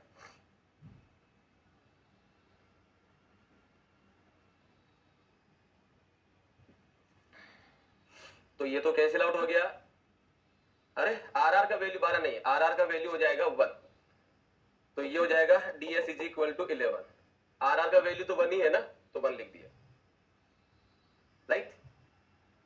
श्रीनाथ आर का वैल्यू 3 कैसे आ रहा है, बेटा जी फ्रेम है ये, ट्रस और फ्रेम में जब हम जनरल लोडिंग लेते हैं तब उस केस में मेरे पास इक्विलिब्रियम इक्वेशन तीनों ही यूज होगी, इसलिए मैं जो है वो इसमें आर का वैल्यू 3 लिख रहा हूं, ठीक है। ये आर का वैल्यू 1 है, वो बाय मिस्टेक मैंने 12 लिख दिया था, इट इज द 1, ये रहा आर का वैल्यू, ये रहा। तो फ्रेम के लिए आप डायरेक्टली ds का वैल्यू निकाल सकते हैं इस तरीके से। हाँ, नूरसबा एंड सूरज, आर का वैल्यू 1 रख दिया है मैंने।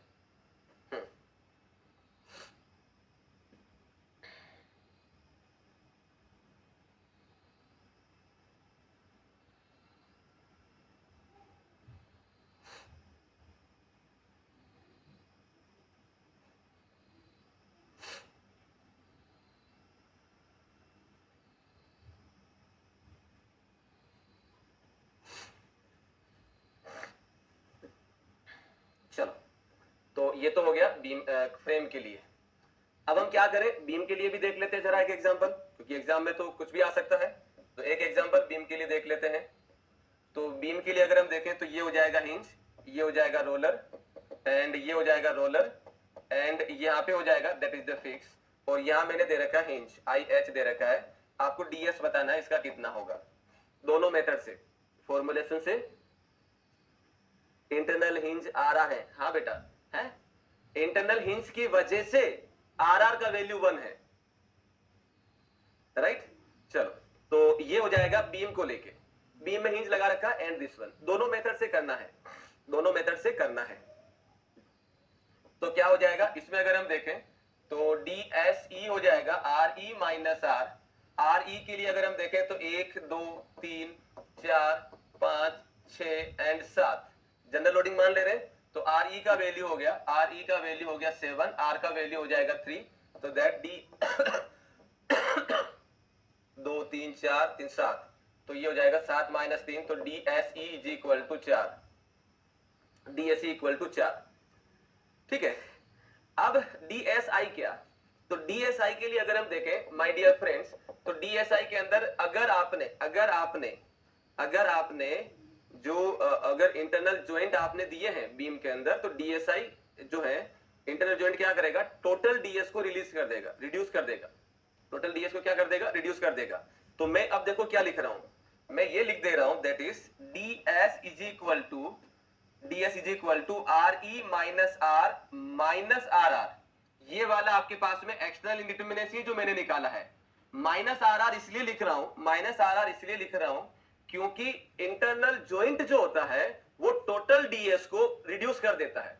जब मैंने ये पॉइंट लिखवाया था तब मैंने कहा था आगे बताऊंगा, this is the time, clear हो गया।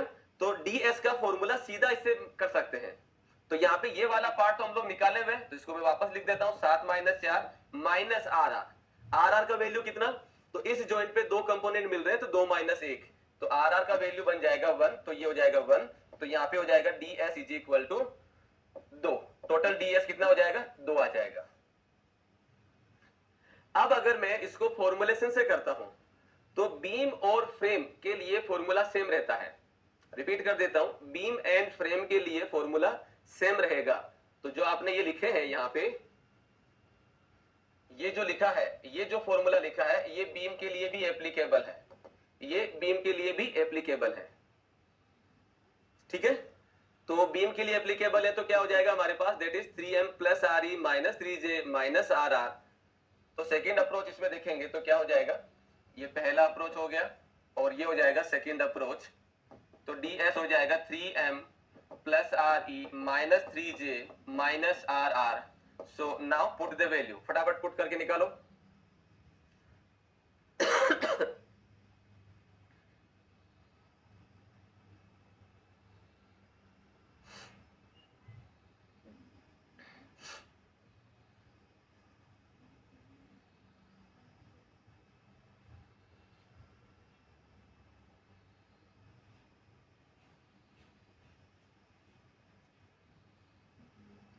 चलो पुट कर लेते हैं। तो मेंबर कितने हो जाएंगे? मेंबर हो जाएगा 1 2 3 और 4। तो यहाँ पे m का वैल्यू हो गया 4। पहले डेटा लिख लेते हैं, लिख लेते हैं। चलो m का वैल्यू हो गया 4।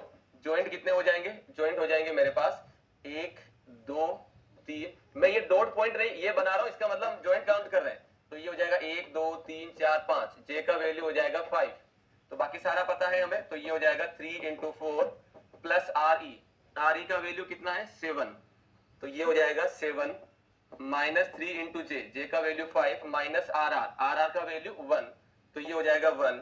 तो यहाँ पे जब सोल्व करेंगे तो ये कितना हो जाएगा? 4 3 12 और 7, 12 में से 7 गए, 12 और 7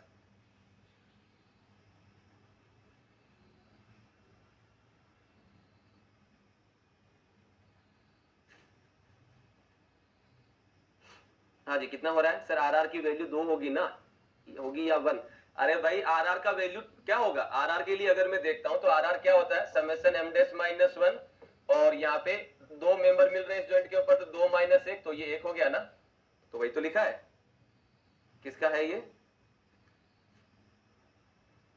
तो ये हो जाएगा, एक मिनट, ये भाई आर का वैल्यू कितना है? 3 3। तो इसको जरा करेक्ट कर लो, दिस इज द 3। और इसको भी करेक्ट कर लो। तो ये वैल्यू आ जा रहा है हमारे पास में ये आर का वैल्यू 3 है, तो मैंने 3 रखा है यहाँ पे। तो ये हो जाएगा यहाँ पे 7 माइनस 4 3 बच रहा है। और यहाँ पे हम देखें 12 और 7 19, 19 में से 15 गए, 15 गए, तो 4 माइनस 3, तो ये हो जाएगा 3।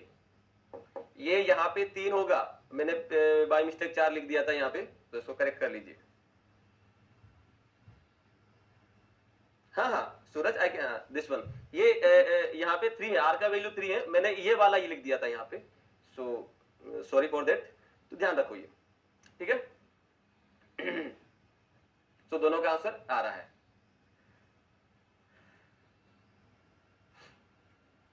ये एक डीएस का प्रॉब्लम है जो आपको ध्यान रखना है। अब एक काम करते हैं, एक प्रॉब्लम और बना लेते हैं, है ना, ताकि दिमाग में चीजें और आसानी से क्लियर हो जाएं। जरूर थोड़ी हमेशा यही दिया जाएगा हमें, राइट? आपको और भी जो है दिए जा सकते हैं। एक एग्जांपल और देख ले रहे हैं। तो ये हो जाएगा कुछ ऐसे, यहाँ पे हमने दे रखा कुछ इस तरीके से, राइट? और ये हो जाएगा vertical roller and then this is the one. DS निकालो दोनों मेथड से। दिस इज हॉरिजॉन्टल रोलर, ये मेंशन नहीं रहेगा, ये आपको खुद को पता होना चाहिए। दिस इज हॉरिजॉन्टल रोलर, मैं यहाँ पे लिख दे रहा हूं, बट एग्जाम में जरूरी नहीं लिखा हुआ है, एग्जाम में जरूरी नहीं है लिखा हुआ है। फटाफट डीएस बताइए कितना होगा इसका दोनों मेथड से।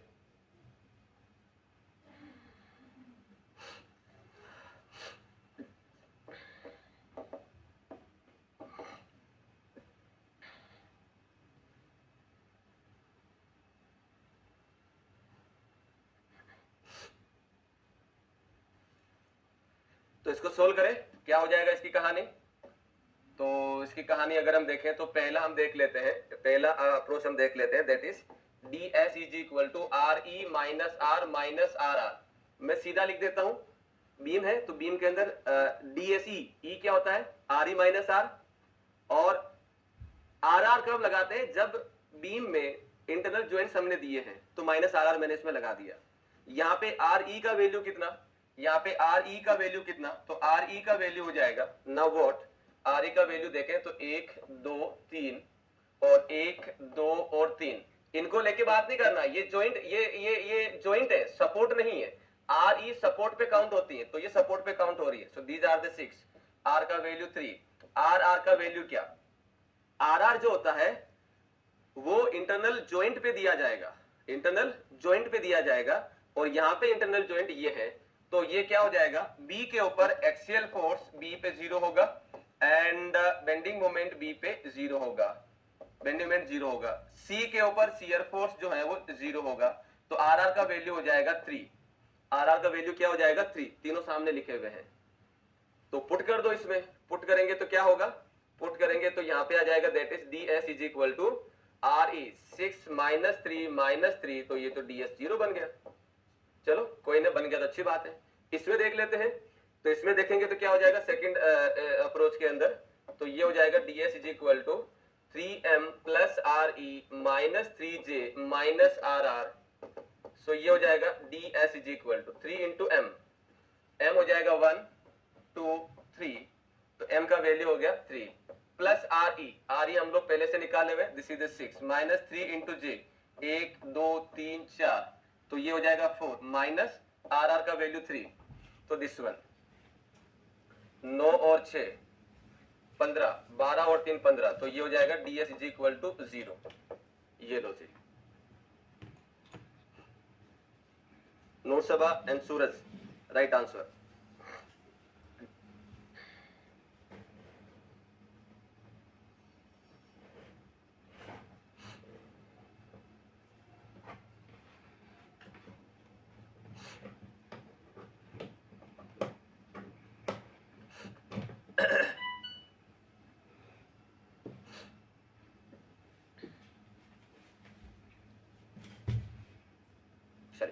अब मैं कुछ क्वेश्चन आपको होमवर्क के लिए दे देता हूं, है ना, वो बनाइएगा जरूर, है ना। ये जो है आप लोग उसको जरूर बनाइए राइट। तो क्वेश्चन में क्या क्या हो जाएंगे मैं कुछ दे देता हूं ताकि आपकी प्रैक्टिस हो जाए अच्छी सी, और कोशिश करूंगा कि आपको वही क्वेश्चन कराएं जो आपके एग्जाम के अंदर आने की पॉसिबिलिटी ज्यादा है उसमें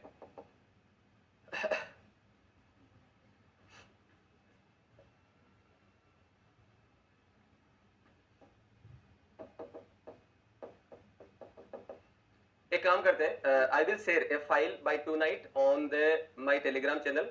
आप में से काफी लोग जुड़े हुए हैं, तो उस पर जुड़ जाइए, है ना। मैं फाइल शेयर कर दूंगा, अभी आप लिख लो जो नहीं जुड़े हुए हैं, राइट, ओके। बाकी एक फाइल में शेयर कर लूंगा उस पर, और वो सोल्व करके आपको बताना है क्या और कैसे होगा।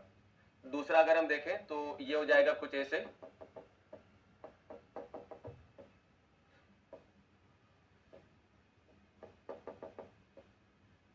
इसका डीएस निकालना है, इसका डीएस निकालना है ये होमवर्क के लिए है आपको जो करना है। What is DS for single base single storey portal frame, single bay single storey, single bay single storey portal frame having fixed support at both end, having fixed support at both end, fixed support at both end.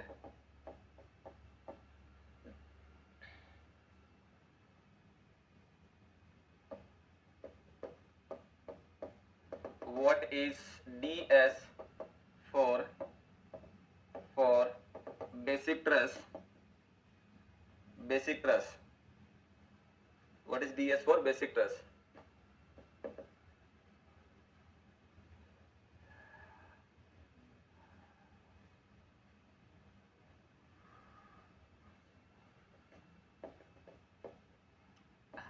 ये लिखो, फिर मैं अभी कुछ question अभी verbally आपसे पूछ लेता हूँ, वर्बली पूछ लेता हूँ।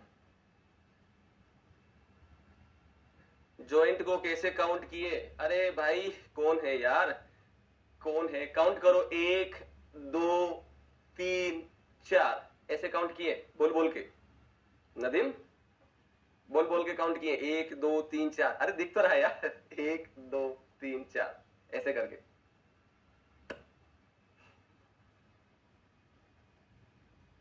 चलो अब एक क्वेश्चन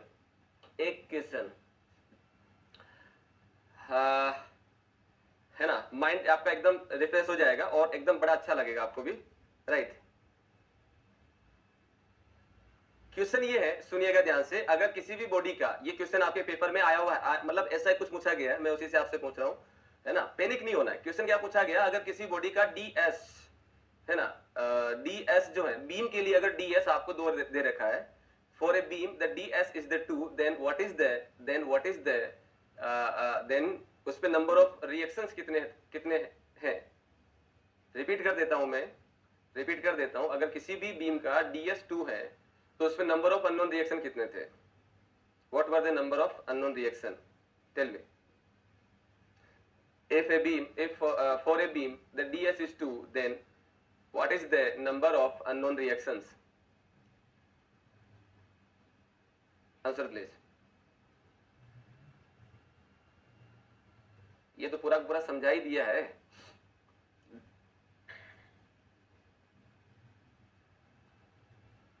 सूरज, और भी दो भाई answer.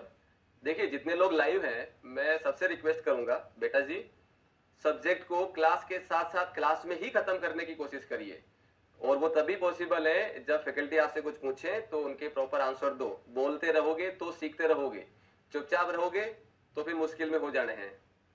So I request you please kindly पूछिए। और जहां तक जो जो लोग डाउट पूछ रहे हैं, मैं कोशिश कर रहा हूं कि हर एक स्टूडेंट का डाउट मैं क्लियर कर देता हूं। मैं फिर बोल रहा हूं, अगर किसी स्टूडेंट का डाउट नहीं ले पाता हूं बाय मिस्टेक, या हो सकता है इग्नोर हो जाए, तब उससे हम्बल रिक्वेस्ट है कि दोबारा उसको कॉपी पेस्ट कर दें, है ना। आंसर लेने की जिम्मेदारी तुम्हारी है। आई विल आंसर यू, ये मेरा टास्क है और मेरी जिम्मेदारी है, ठीक है। चलिए क्वेश्चन क्या पूछा गया आपसे? क्वेश्चन ये पूछा गया कि अगर किसी बीम का ds अगर 2 है तो re का वैल्यू कितना होगा? तो यार ये तो हम लोग जानते ही है, re माइनस r होता है। बीम के लिए बोला तो यही लिखेंगे। क्यों लिखेंगे? क्योंकि DSI बीम का होता नहीं है, और मुझे इंटरनल हिंज को लेके या जॉइंट को लेके कुछ बोला नहीं है, तो सीधा सीधा DS ऐसे लिख देंगे। ये वैल्यू मुझे 2 दे रखा है और ये मुझसे पूछा है, और ये 3 होता ही है, तो ये वैल्यू कितना हो जाएगा? ये वैल्यू बन जाएगा, ये वैल्यू आपके पास बन जाएगा, that is re equal to 5। Question reverse भी आ सकते हैं, ठीक है ना। ऐसे क्वेश्चन आपसे पूछे जाते हैं एग्जाम में। Clear? So this is all about the static इनडिटरमिनेसी, जो आपको ध्यान रखना है। चलिए नेक्स्ट हेडिंग लगाइए, काइनेमेटिक इनडिटरमिनेसी। काइनेमेटिक इनडिटरमिनेसी और डिग्री ऑफ फ्रीडम, और degree of freedom, degree of freedom, इसको हम लोग रिप्रेजेंट करते हैं डीके के द्वारा। इसको हम लोग रिप्रेजेंट करते हैं डीके के द्वारा।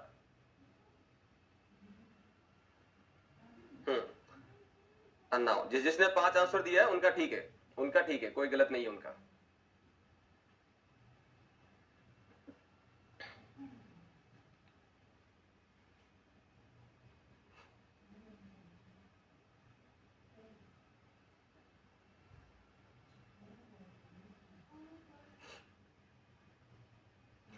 ओके तो यहाँ पे देखिए, आप मुझे जो है इस नंबर पे व्हाट्सएप कर दीजिए। This is my WhatsApp number.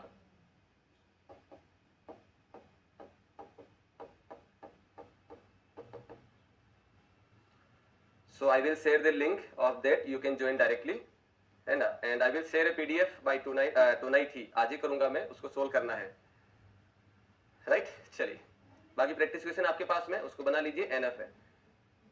Okay, degree of freedom या काइनेमेटिक इनडिटरमिनेसी का मतलब क्या है? इसका मतलब क्या है वो अगर हम थोड़ा सा समझें तो DS के अंदर हम लोग रिएक्शंस को लेके बात कर रहे थे।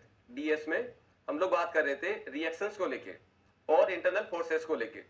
रिएक्शन एक्सटर्नली होते हैं और फोर्सेस इंटरनली रहता है। यहाँ पे हम लोग बात करते हैं, यहाँ पे हम लोग जो बात करेंगे वो बात करते हैं इंडिपेंडेंट डिस्प्लेसमेंट को लेके। किसी भी जॉइंट पे कितना इंडिपेंडेंट डिस्प्लेसमेंट होगा वो यहाँ पे काउंट किया जाएगा।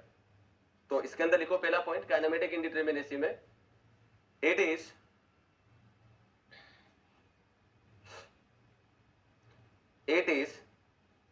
number of independent displacement, it is number of independent displacement, it is number of independent displacement at all joint of structure, it is number of independent displacement, number of independent displacement at all joint of structure, all joint of structure, ठीक है।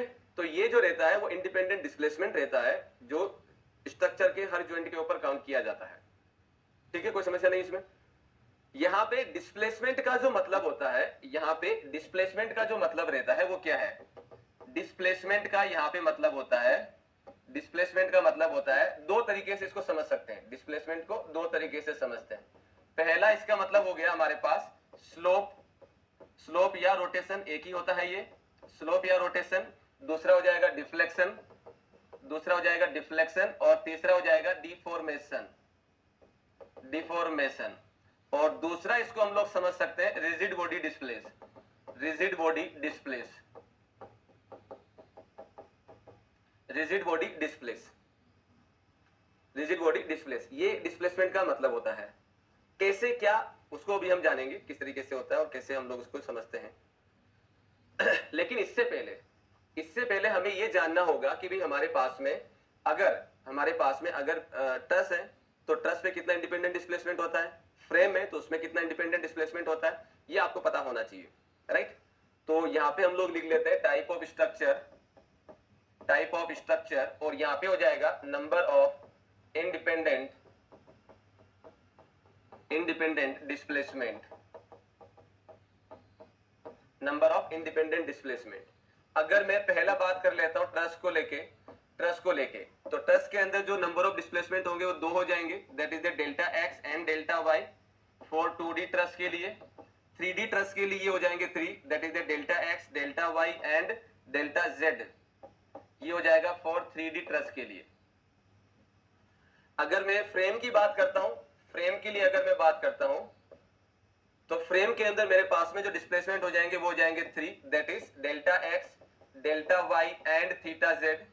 और तीसरा अगर मैं देखता हूं तो ये हो जाएंगे 6, delta X, delta Y and delta Z, theta X, theta Y and theta Z, ये हो जाएगा फॉर 2D फ्रेम, और ये हो जाएगा फॉर 3D फ्रेम। तो नंबर ऑफ इंडिपेंडेंट डिस्प्लेसमेंट जो होता है वो ट्रस के लिए हर जॉइंट पे दो डिस्प्लेसमेंट आएगा, डेल्टा एक्स और डेल्टा वाई का, और 3D के लिए दो डिस्प्लेसमेंट आएगा, डेल्टा एक्स, डेल्टा वाई और डेल्टा जेड का। इसी तरीके से अगर हम बात करें फ्रेम के लिए, तो 2D फ्रेम अगर है तो 2D फ्रेम के लिए वैल्यू हो जाएगा delta X, delta Y, theta Z, and 3D frame के लिए 6 हो जाएगा, delta X, delta Y, delta Z, और थीटा एक्स, थीटा वाई और थीटा जेड। तो ये आपको आगे इसमें लिख लीजिए।